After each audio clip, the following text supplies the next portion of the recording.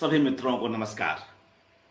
आप सभी जानते हैं कि इन दिनों हम लोग जनसुलभ पुस्तकालय की ओर से कवि गुरु विश्व कवि आदरणीय रविंद्रनाथ ठाकुर जी पर एकाग्र का आयोजन कर रहे हैं।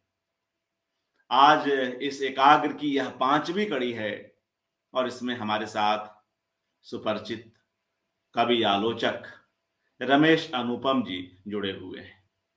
वे गुरुदेव की कुछ चुनिंदा कविताओं के बहाने अपनी बात रखेंगे। उन कविताओं को लेकर, उनके रचना विन्यास को लेकर, उसके पीछे की जो अपनी पृष्ठभूमि है उसको लेकर संवाद होगा। वे कविताएं कुछ उनके जीवन से जुड़ी हुई कविताएं हैं, हालांकि उस पर भी एक राय नहीं है। इसको लेकर भी रमेश जी अपनी बात रखेंगे। उसमें छत्तीसगढ़ अंचल भी आएगा और छत्तीसगढ़ में गुरुदेव की जो यात्राएं हैं उसके भी प्रसंग आएंगे। मगर मित्रों, सर्वप्रथम हम गुरुदेव की, कवि गुरु की एक कविता को पढ़ते हुए आज की इस कड़ी को आगे बढ़ाते हैं और वह कविता है ओरी आम्र मंजरी, ओरी आम्र मंजरी।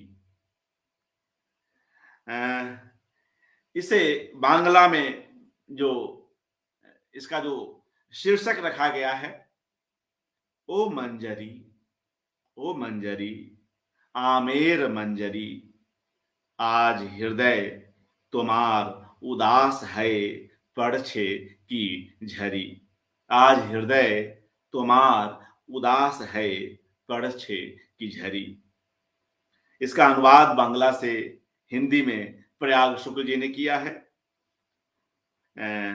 और उन्होंने इसका उन्माद रखा ओरी आम्र मंजरी, ओरी आम्र मंजरी। आज जबकि हमारे चारों ओर आप देख रहे हैं कि आम आए हुए हैं, आम की बहार है और कुछ सप्ताह पूर्व, कुछ समय पूर्व ये आम्र मंजरियां हमारी दृष्टि के लिए बेहद आम थी। तो इसलिए भी यह कविता, पहले इसको पढ़ता हूं और फिर रमेश जी को आमंत्रित करता हूं। ओरी आम्र मंजरी, ओरी आम्र मंजरी, क्या हुआ उदास हृदय क्यों झरी, गंध में तुम्हारी, गंध में तुम्हारी धुला मेरा गान, दिशी दिशी में गूंज उसी की तिरी, दिशी दिशी में गूंज उसी की तिरी, डाल डाल उतर रही है पूर्णिमा, डाल डाल उतर रही, डाल डाल उतरी है पूर्णिमा, गंध में तुम्हारी मिली आज चंद्रिमा, दौड़ रही पागल हो दक्षिण बातास, दौड़ रही पागल हो दक्षिण बातास, तोड़ रही अरगला, इधर गई उधर गई, चहुं दिश है वो फिरी, चहुं दिश है वो फिरी। मित्रों, यह जो कविता है गीत पंचशती में प्रकृति के अंतर्गत 43वीं गीत संख्या के रूप में संकलित है। प्रकृति कितनी गहराई से और कितनी बहुलता से ठाकुर जी के यहाँ, रविंद्रनाथ ठाकुर जी के यहाँ उपस्थित है, चलायमान है, दृश्यमान है, हम सभी जानते हैं। हम सभी अपने पाठकीय अनुभवों से इनसे गुजरे हुए हैं। तो आइए विश्व कवि ठाकुर की कविताओं पर हम रमेश अनुपम जी को सुनते हैं। रमेश जी, हार्दिक स्वागत, नमस्कार। नमस्कार। और आपसे अनुरोध करता हूं जी। कि इस कड़ी का अपना वक्तव्य आरंभ करें। जी। आदरणीय रमेश, जी। स्वागत। जी। नमस्कार आप सभी को। मैं सबसे पहले यह कहने से अपना लोभ संवरण नहीं कर पा रहा हूं कि जन सुलभ पुस्तकालय जिस तरह से काम कर रहा है इन दिनों, अशोक वाजपेयी से लेकर नरेश सक्सेना से लेकर अलका सरावगी से लेकर और विश्व कवि रविन्द्रनाथ ठाकुर तक पर जिस तरह की परिचर्चा या बातचीत का क्रम आयोजित करने में लगा हुआ है, मैं सबसे पहले जन सुलभ पुस्तकालय और अर्पण कुमार जी को बहुत बहुत बधाई देता हूँ कि इस समय जब इस तरह के कार्यों की जरूरत है, बहुत व्यस्त होते हुए भी और गोरखपुर में बैठकर भी अर्पण कुमार जिस गंभीरता और ईमानदारी के साथ इन सब कामों को अंजाम दे रहे हैं, निश्चित रूप से यह हम सबके लिए खुशी की बात है और अर्पण कुमार जी को इसलिए बधाई जरूर जरूर दी जानी चाहिए। मित्रों, विश्व कवि रविंद्रनाथ ठाकुर के बारे में ऐसा कौन है जो नहीं जानता होगा कि किस तरह की प्रतिभा से रविंद्रनाथ ठाकुर परिपूरित थे। उपन्यास, कहानी, नाटक, कविता, संगीत, अभिनय, पेंटिंग, ऐसी कौन सी विधा नहीं है जिसमें गुरुदेव रविन्द्रनाथ ठाकुर पारंगत नहीं थे। उनके लिखे हुए सारे गीतों को एक संगीत के माध्यम से, जिसको हम रविंद्र संगीत कहते हैं, उसके माध्यम से बंगाल के घर घर में गाया जाता है और घर घर में वह बेहद लोकप्रिय है। और रविन्द्रनाथ ठाकुर, मुझे लगता है कि एक ऐसी जीनियस प्रतिभा है, एक ऐसी महान विभूति है जिसका आकलन शायद ही हम कभी कर पाएंगे। आप उनके उपन्यास देखिए, गोरा से लेकर घरे बाहिरे तक, उनका नाटक देखिए, मुक्तधारा और रक्तकरबी, उनकी कविताओं का संकलन देखिए, चाहे मानसी हो, चाहे सोनारतरी हो, चाहे गीतांजलि हो, कितनी अद्भुत कविताएं हैं। आप उनकी कहानियां देखिए, उनकी आप पेंटिंग देखिए, तो मुझे लगता है कि एक महान विभूति हमारे देश पर, हमारी धरती पर हुए हैं, जिन्हें हम महाकवि या विश्व कवि या कवि गुरु रविंद्रनाथ ठाकुर के नाम से जानते हैं। आप सब उनकी पारिवारिक पृष्ठभूमि से भी भली भांति परिचित हैं कि किस तरह कोलकाता के जोड़ा साको के एक ठाकुर बाड़ी परिवार में महर्षि देवेंद्रनाथ ठाकुर के परिवार में उनका जन्म हुआ था। और महर्षि देवेंद्रनाथ ठाकुर का यह परिवार, जो जोड़ा साको के ठाकुर बाड़ी के नाम से जाना जाता है, पूरे बंगाल में प्रसिद्ध परिवार रहा है। और उसी परिवार की एक अद्भुत प्रतिभाशाली कवि, लेखक और नाटककार, अभिनेता के रूप में रविन्द्रनाथ ठाकुर का जन्म हुआ था। मित्रों, उनका जो काव्य संग्रह है संचिता, जिसका विश्व भारती प्रकाशन ने प्रकाशित किया है, उसमें एक पलातका सीरीज है, पलातका श्रृंखला है। और पलातका श्रृंखला में एक कविता है जो मुझे बहुत अच्छी लगती है, फाकी। और शायद अच्छी लगने का कारण भी है क्योंकि उस कविता में छत्तीसगढ़ का उल्लेख है। और उसे पढ़ते हुए, उस फाकी कविता को पढ़ते हुए, मुझे ये बार बार लगता रहा है कि यह कविता गुरुदेव रविन्द्रनाथ ठाकुर के जीवन से जुड़ी हुई सच्ची घटना पर आधारित कविता है। और मैं लगातार 20, 22, 23 सालों से उस कविता को पढ़ रहा हूँ, देख रहा हूँ, उस कविता में डूब रहा हूँ। और मुझे ये पक्का यकीन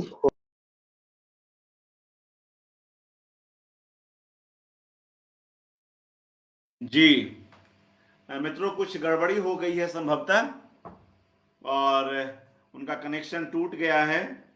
मैं एक बार रमेश अनुपम जी की शिष्या जितेश्वरी साहू जी से संपर्क साधता हूं और उनसे बातचीत करने की कोशिश करता हूं, क्योंकि उन्हीं के सहयोग से, तकनीकी सहयोग से यह कार्यक्रम संभव हो रहा है। बहुत ही जितेश्वरी जी दोबारा से जुड़िए, कनेक्शन टूट गया है। मैं बना हुआ हूं, दोबारा से जुड़े, लोग भी बने हुए हैं। आइए मित्रों, हमारे साथ संजीव बख्शी जी जुड़े हुए हैं, उनकी प्रतिक्रिया भी हमारे बीच है। और जितेश्वरी साहू जी स्वयं जुड़ी हुई हैं, वे बता रही हैं और उचित ही कह रही हैं कि किस तरह छत्तीसगढ़ एक खोज सीरीज के माध्यम से रमेश अनुपम जी ने कई जानकारियां इस बीच हम लोगों के साथ साझा की हैं। उसमें रविंद्रनाथ ठाकुर जी से जुड़ी हुई, खासतौर से उनके छत्तीसगढ़ प्रवास को लेकर जो इनके अपने प्रसंग रहे, उन सब पर भी रमेश जी ने बातचीत की है। मगर अभी किसी कारण से वो जोड़ नहीं पा रही हैं, जितेश्वरी साहू जी उन्हें जोड़ नहीं पा रही हैं। हाँ मित्रों, हम शीघ्र ही इन्हें जोड़ लेंगे और जी जी। उम्मीद करते हैं। हाँ जी, शुरू करें रमेश जी, अच्छा शुरू करें प्लीज। जी, ये जो कुछ व्यवधान हुआ जिससे कुछ बातें रह गई थी, मैं ये कह रहा था कि कवि गुरु रविन्द्रनाथ ठाकुर की जो कविता है फाकी, जो संचयिता में प्रकाशित है और पलाटका सीरीज में है, और मैं कह रहा था कि इसको पढ़ते हुए पता नहीं क्यों मुझे बार बार ऐसा लगता है कि यह गुरुदेव के जीवन की सच्ची घटना पर आधारित एक मार्मिक कविता है। फाकी का अर्थ ही होता है छलना, धोखा देना। तो सवाल यह उठता है कि गुरुदेव रविन्द्रनाथ ठाकुर जैसे महान कवि ने, महान लेखक ने, महान व्यक्ति ने किसे धोखा दिया, किसके साथ छल किया, और अगर नहीं किया होता तो फिर फाकी कविता उन्होंने क्यों लिखी। तो इसलिए मैं इस कविता को बार बार पढ़ते हुए, गुरुदेव को याद करते हुए, और गुरुदेव ने जिस तरह का छल किया और जिसे अपनी कविता में दर्ज भी किया कि मैंने, और ईमानदारी के साथ, गंभीरता के साथ यह कहा कि हाँ मैंने छल किया है और इसके लिए मैं दोषी। तो चलिए इस फाकी कविता को जरा उलट पुलट कर देखें कि गुरुदेव ने किसके साथ छल किया, क्यों किया, कैसे किया, और इसके पश्चात, छल करने के पश्चात उन्हें किस तरह की अनुभूति हुई, किस तरह की संवेदना हुई, किस तरह का पश्चाताप हुआ। तो मित्रों, यह कविता शुरू होती है बीनू को लेकर, जिसमें रविन्द्रनाथ ठाकुर यह लिखते हैं कि बीनू की उम्र 21 वर्ष की है और 21 वर्ष की उम्र में ही उसे एक खतरनाक बीमारी लग गई है, और इस खतरनाक बीमारी के कारण उनको नाना प्रकार की दवाइयां खानी पड़ रही हैं और पूरा जो घर है वह दवाइयों की शीशी से, बोतलों से भरा पड़ा है। मैं ये दो तीन पंक्ति इस कविता से, प्रारंभिक पंक्ति उद्धृत करना चाहूंगा, फाकी कविता की शुरू की पंक्ति। बीनूर बयस 23 तखन, रोगे धरलो तारे। बीनू की उम्र जब 21 साल की थी तो उसे एक गंभीर रोग ने जकड़ लिया। औषध डॉक्टरे, डॉक्टरों ने बहुत सारी औषधि दी। व्याधिर चे आधी हलो बड़ो, नाना छापेर जमलो शिशी, नाना मापेर फोटो हलो जड़ो। जिसका जिक्र मैंने किया था, इस रोग के कारण बहुत सारी दवाइयों की शीशी घर में जमा होनी शुरू हो गई, लेकिन इसका अंजाम कुछ भी नहीं निकला। तब डॉक्टरों ने कहा कि इसे आप ऐसी जगह में ले जाइए जहाँ की जलवायु बहुत अच्छी हो और जहाँ अच्छा अस्पताल भी हो, दोनों चीज। एक तो बहुत अच्छा टीबी का हॉस्पिटल हो और दूसरा वहाँ की जलवायु भी बहुत अच्छी हो ताकि जल्द से जल्द बीनू स्वस्थ हो सके। मित्रों, उस समय अमरकंटक की गोद में बसा हुआ पेंड्रा रोड का टीबी सेनेटोरियम एशिया का सबसे बड़ा टीबी सेनेटोरियम माना जाता था। लगभग 140 एकड़ में फैला हुआ यह टीबी सेनेटोरियम जो पेंड्रा रोड में स्थित था, और पेंड्रा रोड अमरकंटक से लगभग जुड़ा हुआ है, और तमाम बांग्ला के लेखक विभूति भूषण बंदोपाध्याय से लेकर और भी अमरकंटक की यात्रा करते रहे हैं, क्योंकि अमरकंटक बहुत सुरम्य और प्राकृतिक रूप से बहुत सुंदर है और वहाँ की जलवायु भी बहुत सुंदर है। तो गुरुदेव रविन्द्रनाथ ठाकुर ने तय किया कि बीनू को पेंड्रा रोड ले जाया जाए और वहाँ के टीबी सेनेटोरियम के डॉक्टर को दिखाया जाए और वहाँ भर्ती करवाया जाए। ये तय हुआ और गुरुदेव ने अपनी इस योजना के अनुसार एक दिन रेलवे में टिकट आरक्षित करवाकर बीनू को अपने साथ लेकर हावड़ा से बिलासपुर स्टेशन की ओर निकल पड़े। बिलासपुर इसलिए क्योंकि हावड़ा से निकली हुई ट्रेन बिलासपुर में तो रुकती थी और वहां 6 घंटे रुककर फिर पेंड्रा रोड के लिए दूसरी गाड़ी मिलती थी, दूसरी ट्रेन मिलती थी। अब बीनू के लिए यह रेलगाड़ी की यात्रा बड़ी अद्भुत यात्रा थी। पहली बार अपने ससुर बाड़ी से निकलकर, अपने ससुराल से निकलकर वह एक यात्रा की ओर जा रही। इससे पहले बीनू ने कभी रेलगाड़ी की सवारी नहीं की थी। इससे पहले बीनू ने जोड़ा साको परिवार, जोड़ा साको बाड़ी और कोलकाता के सिवाय और कुछ भी नहीं देखा था। तो उसके लिए तो एक दुर्लभ यात्रा थी। 21 साल की बीनू के लिए, जो तपेदिक के रोग से ग्रसित थी और रेलगाड़ी से जिस तरह वह दुनिया को देख रही थी कि पेड़ पौधे, लोग बाग, पशु पक्षी, उसके लिए अद्भुत यात्रा थी। कौतूहल से भरी हुई, जिज्ञासा से भरी हुई एक सुंदर रमणीय यात्रा। तो उसे इस बात की चिंता नहीं थी कि मैं तपेदिक से पीड़ित हूँ और मैं पेंड्रा रोड जा रही हूँ चिकित्सा करवाने के लिए। उसे इस बात की कतई चिंता नहीं थी। वह खुश थी कि वह पहली बार ससुराल से निकलकर एक यात्रा पर जा रही है और दुनिया को अपनी आंखों से देख रही है। उसका भी गुरुदेव ने बहुत अच्छा जिक्र किया है अपनी कविता में। निखिले आज एकला शुधु आमई केवल तार, क्यों को था नहीं आर, कोई नहीं है, मैं अकेले निकली हूँ आज। कोई सास ससुर का लफड़ा नहीं है। सास भातरे सामने पीछे, डाइने बाएं सही कथाटा मोने करे पुलक दिए गाए। सास ससुर देवर कोई नहीं है मेरे आमने सामने, अगल बगल। मैं अकेली इस यात्रा पर निकल गई हूँ गुरुदेव के साथ, अपने पति के साथ, इसलिए खुश हूँ कि कोई झंझट नहीं है। तो उसका जो आनंद है, गुरुदेव की चिंता अलग है, किसको ले जाना है, पेंड्रा रोड में दिखाना है, तपेदिक से इलाज कराना है, कितना खर्चा होगा, कब तक रहना होगा, ये सारी दुश्चिंताएं गुरुदेव की है, बीनू की नहीं है। बीनू तो खुश है कि इसी बहाने कम से कम ससुराल बाड़ी से निकली है, इसी बहाने तमाम तरह के जो पारिवारिक झंझट और पारिवारिक सब चीजें होती है उससे निकलकर एक ऐसी यात्रा पर जा रही है जिससे दुनिया को अपनी नजरों से, अपनी आंखों से, अपनी दृष्टि से देख पा रही है। तो इस तरह उनकी यात्रा हावड़ा से निकलकर बिलासपुर तक चलती है।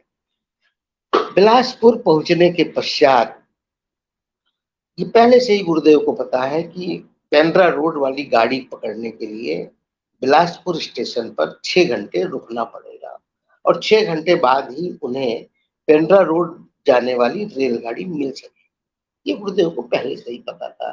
गुरुदेव वहां से पता करके चले हुए थे। अब बिलासपुर रेलवे स्टेशन, जो छत्तीसगढ़ का एक बड़ा शहर है बिलासपुर, वहां पहुंचने के पश्चात ये 1902 की घटना है, इसे भी समझ लीजिए आप। 1902, आज से 100 साल पहले की। आज से 100 साल पहले का बिलासपुर रेलवे स्टेशन और आज से 100 साल पहले गुरुदेव रविन्द्रनाथ ठाकुर और बीनू की कहानी। तो बिलासपुर स्टेशन में पहुंचकर गुरुदेव ने प्रथम श्रेणी का जो वेटिंग रूम है वहां वो पहुंच गए, और उस जमाने में फर्स्ट क्लास वेटिंग रूम में आने वाले लोग ही नहीं होते थे। इक्का दुक्का कोई आ गया तो बहुत बड़ी बात है, वो भी बिलासपुर रेलवे स्टेशन में, छत्तीसगढ़ के एक छोटे से, उस समय तो कस्बा ही रहा होगा बिलासपुर 100 साल पहले, आज तो बड़ा शहर है वो। तो फर्स्ट क्लास बिलासपुर पहुंचकर फर्स्ट क्लास वेटिंग रूम में सबसे पहले गुरुदेव ने बीनू के लिए बिस्तर बिछा दिया और कहा कि तुम आराम करो अंदर। और बाहर जो एक कुर्सी रखी हुई थी, लकड़ी की कुर्सी, उस जमाने में जो होती थी बहुत, जिस पर अधलेटे होके आप पढ़ सकते थे, जिसको इजी चेयर या कुछ इस तरह कहा जाता था। तो गुरुदेव ने कहा कि बीनू तुम आराम करो भीतर, थक गई हो रेल की यात्रा से, और मैं बाहर बैठकर जरा अंग्रेजी का एक नावल पढ़ता हूँ। बीनू तो लेट गई और गुरुदेव बाहर वेटिंग रूम के बाहर आराम कुर्सी पर अधलेटे होकर अंग्रेजी का जो उपन्यास अपने साथ कोलकाता से लेकर चले थे वो पढ़ने लगे। अचानक थोड़ी देर बाद भीतर से बीनू की आवाज सुनाई दी कि सुनिए जरा, इधर आइए, सुनें, এই দিকে আসেন, কিছু কাজ আছে, सुनिए, आइए, कुछ काम है, भीतर आइए। तो गुरुदेव ने कहा भाई अभी तो मैंने थोड़ी देर पहले इनको बिस्तर विस्तर ठीक करके लिटाया था, आराम करने के लिए कहा था, ये अचानक बीनू को क्या हो गया। तो वो फिर अपने उपन्यास को रख दिया उन्होंने वहीं कुर्सी पर, टेबल की कुर्सी पर, और भीतर गए। अरे भाई क्या हुआ बीनू बताओ। तो वहां एक महिला भी खड़ी हुई थी बीनू के पास, जो निश्चित रूप से सफाई कर्मी लग रही थी। तो बीनू ने कहा देखो ये है रुक्मणी, इसके पति का नाम है झुमरू, रेलवे में कुली है झुमरू, और ये रुक्मणी जो है ये साफ सफाई का काम करती है प्लेटफॉर्म में, और इसकी बेटी की शादी होने वाली है अभी, और बेटी की शादी में कुछ जेवरात वगैरह देने के लिए इनके पास नहीं है, तो कैसे काम चलेगा। मैं इसलिए बुलाई हूँ कि रुक्मणी की बेटी की शादी होने वाली है और इसका जेवरात हम लोग बनवा देते। तो गुरुदेव ने कहा अरे ये क्या है भाई, मैं इस तरह से इसको लेके पेंड्रा रोड जा रहा हूँ चिकित्सा के लिए, और ये नया नाटक शुरू हो गया यहाँ तो फर्स्ट क्लास मीटिंग रूम में। ये कहाँ से रुक्मणी पता नहीं कब घुस गई सफाई करते करते, कब दोनों की बातचीत हो गई, कब ये पता लग गया कि इसके पति का नाम झुमरू पुली है जो रेलवे में काम करता है, और इसकी एक बेटी है जिसकी शादी होने वाली है, और जिसको गहने देने के लिए, जेवरात देने के लिए, आभूषण देने के लिए इनके पास पैसे नहीं है, और ये काम हमें करना चाहिए। तो रविन्द्रनाथ ठाकुर तो अवाक हो गए, ये क्या हुआ, कैसे हुआ। तो ये भी इस कविता में है, बहुत सुंदर लिखा है गुरुदेव ने, तो इसे भी हम थोड़ा देख लेते हैं। अब देखिए थोड़ा सा ये भी है कि बिलासपुर स्टेशन पहुंचकर क्या लिखते हैं रविन्द्रनाथ ठाकुर। बिलासपुर स्टेशन रे बदल होबे गाड़ी ताड़ाताड़ी, ये लिखा है, ये बिलासपुर रेलवे स्टेशन में भी लिखा हुआ है, ये पंक्ति लिखी हुई है। बिलासपुरे स्टेशनरे बदल होबे गाड़ी ताड़ाताड़ी, नामते हलो 6 घंटा काल थामते होबे यात्रीशाला है, 6 घंटे रुकना होगा यात्रीशाला में। मने होलो मने होलो ए एक विषम बलाई, बड़ी मुसीबत है, ये 6 घंटे रुकना पड़ेगा। लेकिन बीनू क्या बोलती है, बीनू बोल लो केनो, यही तो बेस, अरे ये तो बहुत सुंदर है, 6 घंटे हम रुकेंगे बिलासपुर स्टेशन में, तो बहुत सुंदर है। बीनू अलग सोच रही है और गुरुदेव अलग सोच रहे हैं। अब देखिए ये रुक्मणी आ गई है, अब रुक्मणी के सामने ये है, ये देखिए रुक्मणी के बारे में क्या बताती है। आसल कथा शेष छिलो সেইটি কিছু दामी, असली कहानी तो बाकी है जो बड़ी महंगी कहानी है। कुलीर मेर बिये होबे ताई, इस कुली जो झुमरू कुली है और जो रुक्मणी है जिसकी पत्नी जो सफाई कर रही है फर्स्ट क्लास बेटी, इसकी बेटी की शादी होनी है। कुलीर में बिये होबे ताई, पेंचे ताबीज बाजूबंद गड़िया देवा चाई। ये पहुंची और जितने आभूषण होते हैं, ताबीज बाजूबंद, सब इसको बनवा के देना पड़ेगा। कौन बोल रही है? बीनू बोल रही है। किसको? गुरुदेव रविन्द्रनाथ ठाकुर को। और वहां खड़ी है कौन? रुक्मणी, जो सफाई कर्मी महिला है। पेचे ताबीज बाजूबंद गड़िए देवाय चाई, अनेक टेने टूनू तबू 25 टका खर्च होबे ताराई। कितना भी कर लो, लेकिन बीनू बोल रही है 25 रुपए खर्च करना पड़ेगा। अर्थात ये गुरुदेव से कह रही है कि ये 25 रुपया आपको देना है इसको। ये तो कैसे करेगी बेचारी, ये हम लोग नहीं देंगे तो इसकी बेटी की शादी कैसे होगी? तो गुरुदेव से बीनू कहती है कि आप इसको 25 रुपये दीजिए, ताकि बेटी की शादी में आभूषण बनवा सके और ये मुझे अच्छा लगेगा। 25 रुपया आप 1902 में सोचिए, 25 रुपये की क्या कीमत रही होगी जो बोल रही थी बीनू। और गुरुदेव निकले हैं हावड़ा से उनको पेंड्रा रोड ले जाने के लिए, उनके तपेदिक के उपचार करवाने के लिए। और पता नहीं वहां कितने महीने रुकना पड़ेगा, कितना खर्च होगा, क्या क्या करना होगा, वो अलग चिंता है। लेकिन यहाँ तो अभी पेंड्रा रोड पहुंचे ही नहीं है, बिलासपुर के फर्स्ट क्लास वेटिंग रूम में रुके हैं। और बीनू ने ऑर्डर कर दिया कि 25 रुपया रुक्मणी को दो, ताकि अपनी बेटी की शादी में गहने बनवा सके।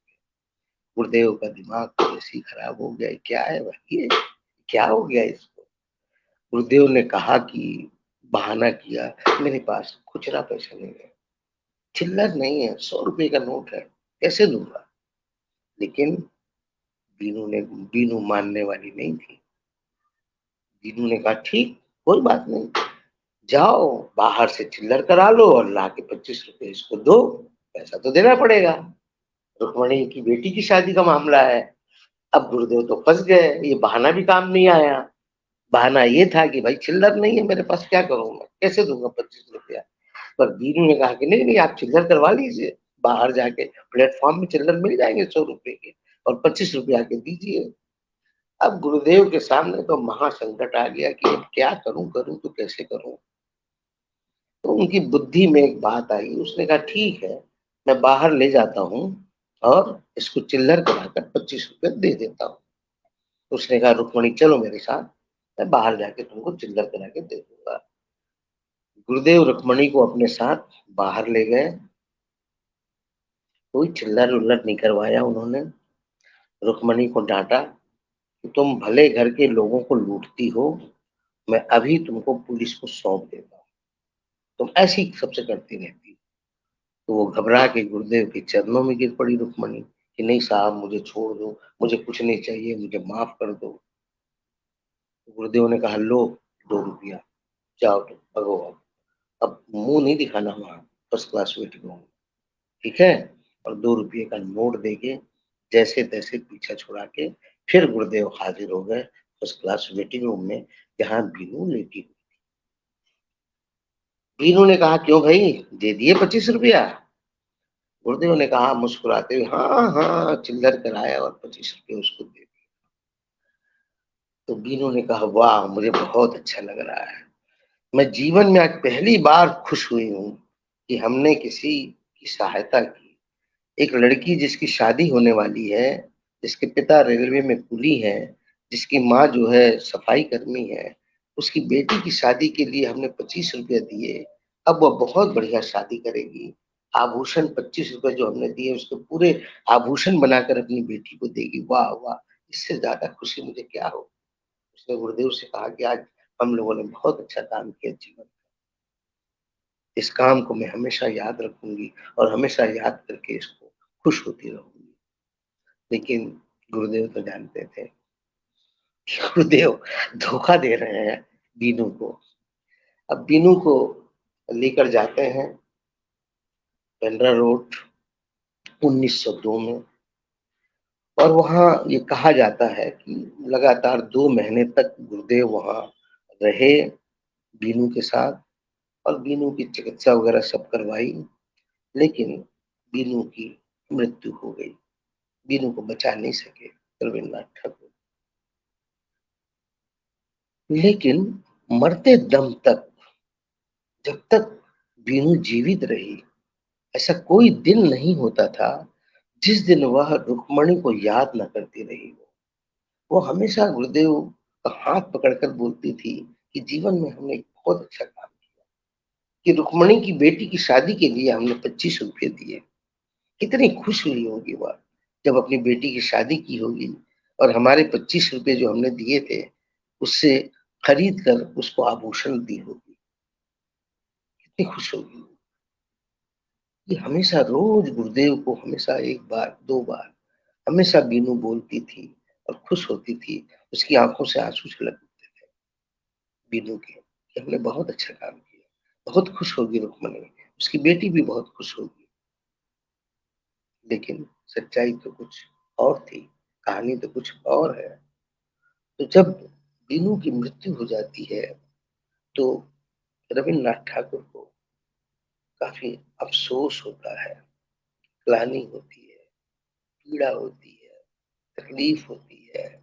उनका हृदय व्यथा से भर उठता है कि मैंने ये क्या किया, मैंने फांकी क्यों दी बीनू को, मैंने झूठ क्यों बोला, मैंने छल क्यों किया, मैंने धोखा क्यों दिया 25 रुपए के लिए, वह भी और झूठ बोलता रहा जब तक मृत्यु मृत्यु से पहले तक मैं उससे लगातार झूठ बोलता रहा। मृत्यु के दिन भी मैं उससे झूठ बोलता रहा कि हाँ हम लोगों ने अच्छा काम किया 25 रुपए उसको देकर। और बीनू इस तरह दुनिया से चली गई सोचकर कितना अच्छा काम हुआ हम लोगों के द्वारा, कितना पुण्य का काम किया, कितना अच्छा काम किया, कितना मानवीय कार्य किया। एक गरीब महिला की बेटी की शादी के लिए आभूषण खरीदने के लिए 25 रुपए देकर, पर वस्तुतः तो ऐसा नहीं हुआ था। लेकिन इसकी जानकारी तो बीनू को नहीं थी। इसकी जानकारी तो केवल गुरुदेव, विश्व कवि, महाकवि रविन्द्रनाथ ठाकुर को थी। तो रविन्द्रनाथ ठाकुर की इतनी ग्लानि होती है इस कविता में है सब कुछ। मेरी तरफ से कुछ नहीं है, मैं अपनी तरफ से कुछ भी जोड़कर ये घटाकर नहीं बता रहा हूँ। जो फाकी कविता में है, जो फाकी कविता कहती है, वही सब बता रहा हूँ।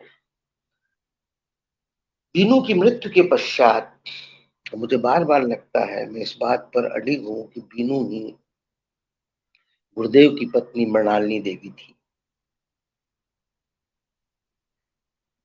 जिसका जब 9 वर्ष की उम्र में गुरुदेव का विवाह हुआ तब उसका नाम भवतारिणी देवी था। भवतारिणी देवी। विवाह के पश्चात गुरुदेव ने उसका नया नामकरण किया और उसे मृणालिनी का नाम दिया, तब की कविता के अनुरूप। मुझे बार बार लगता है बीनू कोई और नहीं, मृणालिनी। चलिए थोड़ा सा और आगे चले कविता में, फिर बात करें भवतारिणी देवी के बारे में बाद में। तो गुरुदेव उसकी मृत्यु के पश्चात फिर से बिलासपुर स्टेशन पहुंचते हैं, हावड़ा से अकेले। इस बार कोई नहीं है साथ में।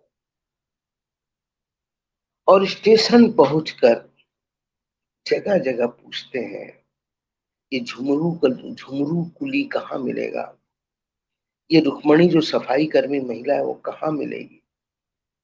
सब लोग देखते हैं गुरुदेव तो कोई मतलब गुरुदेव तब तक चर्चित नहीं हुए थे। 1902 में गुरुदेव को जानने वाले लोग नहीं थे। गुरुदेव को जानने वाले लोग तो जब उनको गीतांजलि पर नोबेल प्राइज मिला 1913 में, उसके बाद बंगाल के साथ पूरे देश ने उसको जाना, दुनिया ने जाना। लेकिन 1902 में गुरुदेव को जानने वाले लोग नहीं थे। हाँ कि भव्य एक आकर्षक व्यक्तित्व है और कुछ अलग है, ये जरूर उनसे उनको देख कर लगता था। तो जगह जगह जब लोगों से पूछा तो लोगों ने कहा हम तो जानते नहीं झुमरू को कौन है, हम तो जानते नहीं रुक्मणी को कौन है। तो फिर वो टिकट खिड़की पे गए वो, तो वहां उससे पूछा कि आप जानते हैं क्या झुमरू को और रुक्मणी को। तो उसने कहा कि हाँ हाँ जानते तो हैं, सुना था। और अब सुना है कि यहाँ छोड़कर चले गए वो लोग, बिलासपुर कहीं और चले गए। गुरुदेव इसलिए हावड़ा से बिलासपुर दोबारा आए हुए हैं। और उन्होंने लिखा है फाकी कविता में, बताऊंगा पढ़कर अभी, कि उनके पास जितनी भी राशि होगी उनकी जेब में वो सब रुक्मणी के हवाले कर दे, केवल टिकट के लायक पैसे छोड़ के, ताकि बिलासपुर से हावड़ा वो लौट सके। इतनी ग्लानि और इतना क्षोभ से, इतनी व्यथा से मन भरा हुआ है, तो गुरुदेव ने तय किया है हावड़ा से निकलते समय कि बिलासपुर पहुंचकर रुक्मणी के मिलते ही मैं सारी राशि, जो भी मेरी जेब में जितनी राशि है, सब उसके हाथों पर रख दूंगा और क्षमा मांग लूंगा, और केवल टिकट के लायक पैसे बचाकर मैं वापस बिलासपुर से हावड़ा चला। और वो दिन भर प्लेटफॉर्म पर रुक्मणी को ढूंढ रहे हैं, पागलों, झुमरू को ढूंढ रहे हैं पागलों की तरह, कि मिल जाए तो कम से कम उनकी ग्लानि, उनकी व्यथा, उनकी पीड़ा, उनका दुख कुछ कम हो सके। पर टिकट खिड़की पर बैठा हुआ बाबू कहता है कि अब यह नहीं है। गुरुदेव को लगता है कि क्या हुआ। गुरुदेव ने सोचा नहीं था, गुरुदेव ने हावड़ा से निकलते समय सोचा था कि मैं उनको पैसे दे दूंगा जितने मेरे पास है, तो एक कम से कम एक पश्चाताप होगा ये, और मेरे मन में जो ग्लानि है, मेरे मन में जो अपराध बोध है, मेरे मन में जो छलने छलने का भाव है, उससे मुझे मुक्ति मिलेगी। और शायद ये सब करने के बाद बीनू की आत्मा को भी शांति मिले, उसे अच्छा लगे कि मैंने जो उसे धोखा दिया था, अब उस धोखे को मैंने काफी हद तक प्रायश्चित करके अब रुक्मणी और झुगरू को पैसे देकर पूरा कर दिया है। लेकिन ऐसा नहीं होता है। अब देखिए किस तरह वो घूम रहे हैं रविन्द्रनाथ ठाकुर बिलासपुर के स्टेशन पर, किसको ढूंढते हुए। एक सफाई कर्मी महिला है रुक्मणी, एक रेलवे का कुली है झुमरू, उसको ढूंढते। और कहाँ से आकर, हावड़ा से, कोलकाता से आकर। क्या कोई ऐसा करता है? कोई नहीं करता। अरे गुरुदेव तो गुरुदेव थे, ये सब नहीं करते तो विश्व कवि कैसे हो जाते, महाकवि कैसे हो जाते, गीतांजलि कैसे, सोनार तरी कैसे लिखते। संभव, छोटा आदमी नहीं लिख सकता था ये कोई महामानव ही लिख सकता था, वो भी, वह भी रविन्द्रनाथ ठाकुर जैसा।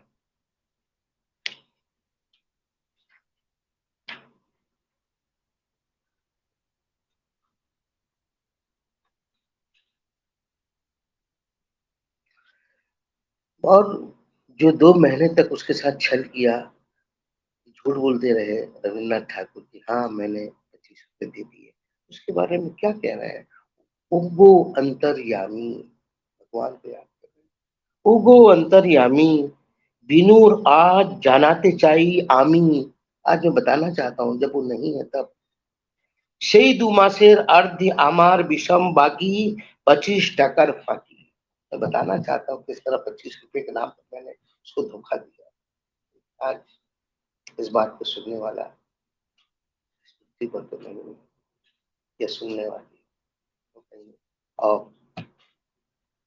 चली गई है।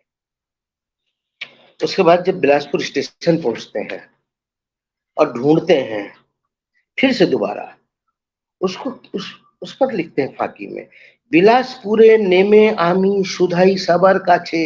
बिलासपुर में उतरकर मैं सबके पास क्या पूछ रहा हूँ, रुक्मणी से कोथाय आछे, यही पूछ रहे होते हो पागलों की तरह। स्टेशन पर उतरे ही हैं और कुछ नहीं, उतरते ही सीधे सीधे, बिलासपुरे नेमे आमी सुधाई सबर काछे, रुक्मणी से कोथाय आछे, प्रश्न सुने अबाक मने, रुक्मणी के ताई बा कौन जाने। प्रश्न सुनकर सब लोग चकित रहते हैं, कौन जानता है रुक्मणी को, सफाई कर्मी महिला को जो छोड़कर चली गई कहीं और, कौन जानता है। सफाई कर्मी महिला है, उसको जानने वाले कितने लोग, ये भी कह रहा है रविन्द्रनाथ ठाकुर। अनेक भेबे झमुरु कुलिर बউ বললেম যেই, বললে সবে এখান তারা এখানে কেউ নাই, শুধাই আমি কোথায় পাবো তাকে, स्टेशनर बड़ो बाबू रेगे बोलेन से खबर के राखे। स्टेशन के बड़े बाबू से जब पूछते हैं तो गुस्सा हो जाते हैं, से रहिए। स्टेशनर बड़े बाबू रेगे बोलेन से खबर के रखे, कौन ही खबर रखेगा कहाँ गई क्या हुआ? उसका सफाई कर्मी महिला का हम खबर रखेंगे क्या, वो कहाँ चली गई अपने पति के साथ? ये खबर हम नहीं रखते। नाराज हो रहे हैं लोग उस पर। रविन्द्रनाथ ठाकुर की व्यथा को, ग्लानि को, पीड़ा को, वेदना को कोई समझ नहीं पा रहा था कि एक व्यक्ति कोलकाता से केवल इसलिए बिलासपुर की यात्रा कर रहा है 1902 में, तो कितनी दुष्कर रही होगी ट्रेन की यात्रा, यात्राएं कितनी मुश्किल भरी रही होगी। गुरुदेव रविन्द्रनाथ ठाकुर जैसा व्यक्ति चला आ रहा है 1902 में फिर से बिलासपुर, इसलिए केवल जो उसने फांकी दिया था रुक्मणी को, उस फांकी के लिए क्षमा मांगने के लिए, और उसके हाथों में जितनी उसके पास राशि है वह धर देने के लिए, सौंप देने, लेकिन यह भी संभव नहीं हो पाता। और गुरुदेव की वेदना जो है अद्भुत है। विनूर मुखेर शेष कथा सही बैबो केमन कुमरे रे पेलेम दाई मिथ्या आमार हलो चिरस्थाई। मैं चिरस्थाई रूप से दोषी हो गया जीवन, क्योंकि मैंने वो भी तीनों के साथ, रुक्मणी के साथ तो बोला ही बोला, तीनों के साथ भी बोला, और 2 महीने उसे मैंने धोखे में रखा। 2 महीने मैंने उसे केवल रमेश चला जी, रमेश जी, जी हम लोग अभी स्क्रीन पर मृणालिनी देवी और गुरुदेव का एक जो संयुक्त चित्र है वह भी दिखला रहे हैं। अरे वाह, बहुत सुंदर, बहुत बढ़िया। आप भी देख पा रहे बहुत होंगे। जी जी जी। जी, बहुत सुंदर चित्र है ये गुरुदेव और मृणालिनी का। रविंद्रनाथ टैगोर एंड मृणालिनी देवी का जी यह जी, बहुत सुंदर चित्र 1893 है। का चित्र है। जी जी जी, मिनिस्ट्री ऑफ कल्चर 1893 मतलब 9 साल पहले का, जो मैं कथा बता रहा हूँ उससे 9 वर्ष पूर्व का चित्र है ये। जी जी जी जी जी। तो बस ऐसे ही जानते प्रसंगानुकूल हैं ना? हमने ये चित्र अपने मित्रों को दिखलाए। जी हाँ, आगे जी आप जी कंटिन्यू करें प्लीज। जी जी। जी देखिए, अर्पण कुमार जी ने तो चित्र ही दिखला दिया मृणालिनी देवी का और गुरुदेव रविन्द्रनाथ ठाकुर का। यह बहुत ही प्रसिद्ध चित्र है, और इस चित्र को देखकर अच्छा लगता है गुरुदेव और मृणालिनी देवी के चित्र को देख, क्योंकि रविन्द्रनाथ ठाकुर के साहित्य और जीवन में मृणालिनी देवी का बहुत प्रभाव रहा है, और जीवन पर्यंत रविन्द्रनाथ ठाकुर कभी मृणालिनी देवी को नहीं भूल सकते हैं। और मृणालिनी देवी शादी से पहले जब लड़की देखने की बात चल रही थी, तो मृणालिनी देवी को देखने, भवतारिणी देवी को देखने खुद वो गांव गए थे, और वहां उन्होंने उसको पसंद किया था, स्वयं गुरुदेव रविन्द्रनाथ ठाकुर ने। ये खुलना जिले का एक गांव था, फूलतला गांव। खुलना जिला तो अब शायद ईस्ट बंगाल में चला गया, बांग्लादेश में चला गया। खुलना जिले के फूलतला गांव में बेनी माधव राय चौधरी एक बहुत प्रतिष्ठित व्यक्ति हुआ करते थे। उनकी ये सुकन्या थी भवतारिणी देवी, जिनके साथ गुरुदेव रविन्द्रनाथ ठाकुर का 9 दिसंबर 1883 को विवाह हुआ। और जैसा कि मैंने कहा, और जब गुरुदेव ने उसे देखा जब 9 वर्ष की थी, तो उन्होंने कविता की एक पंक्ति लिखी थी, और एक कच्ची धानेर चिकन आभा, उसको देखकर, 9 वर्ष की अवतारिणी देवी को देखकर, और एक कच्ची धानेर चिकन आभा, और एक कच्चे धान की श्यामल आभा, अगर हिंदी में कहें तो उस भवतारिणी देवी को स्वयं गुरुदेव ने पसंद किया था विवाह के लिए। और 9 दिसंबर 1883 को दोनों का विवाह हुआ। और जैसा कि मैंने कहा कि भवतारिणी देवी का नाम गुरुदेव ने विवाह के पश्चात मृणालिनी देवी कर दिया, और मृणालिनी देवी से अकथ प्रेम करते रहे जीवन पर्यंत। और जब उन्हें ऐसी मृणालिनी को जब उन्होंने धोखा दिया, झूठ बोला, छला, तो उसकी वेदना, उसकी ग्लानि, उसका दुख, उसका अपराध बोध गुरुदेव रविन्द्रनाथ ठाकुर को किस तरह से बेंधता रहा होगा, किस तरह से पीड़ित करता रहा होगा, किस तरह से व्यथित करता रहा होगा, ये हम फाकी कविता के माध्यम से देख सकते हैं। तो मुझे लगता है कि फाकी एक गुरुदेव की एक अद्भुत और अमर कविता है, और मुझे बार-बार लगता है और कहा मैंने पढ़ा है कि पलातका सीरीज जो है, पलातका श्रृंखला जो है संचयिता की, वो ऐसी कविताओं की श्रृंखला है जिसमें गुरुदेव ने अपने जीवन की में घटी हुई घटनाओं को वर्णित किया है, चित्रित किया है अपनी इन कविताओं में। इसलिए मुझे बार-बार लगता है कि बीनू कोई और नहीं, मृणालिनी देवी है। और इस सिलसिले में मैं यहाँ यह भी जोड़ना चाहता हूँ कि इस सिलसिले में मैं 3-4 बार पेंड्रा रोड की यात्रा भी कर आया।